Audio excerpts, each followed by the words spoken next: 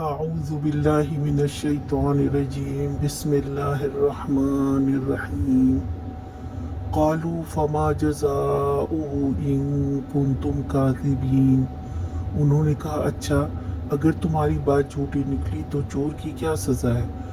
قالوا جزاؤه من وجد في رحله فهو جزاؤه كذلك نجزي الظالمين انہوں نے کہا اس کی سزا جس کے سامان میں سے یہ چیز نکلے وہ آپ ہی اپنی سزا میں رکھ لیا جائے، ہمارے ہاں تو ایسے ظالموں کو سزا دینے کا یہی طریقہ ہے۔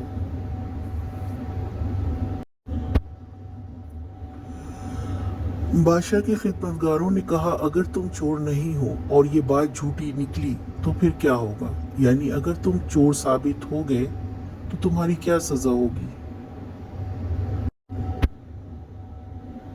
ان سب بھائیوں نے کہا جس کے سامان سے وہ پیمانہ نکلا تو وہی اس کی سزا ہے۔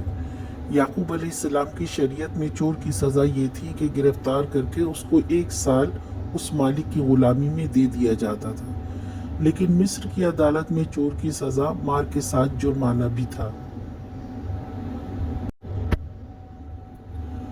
آج کا سوال، یعقوب علیہ السلام کی شریعت میں چور کی کیا سزا تھی؟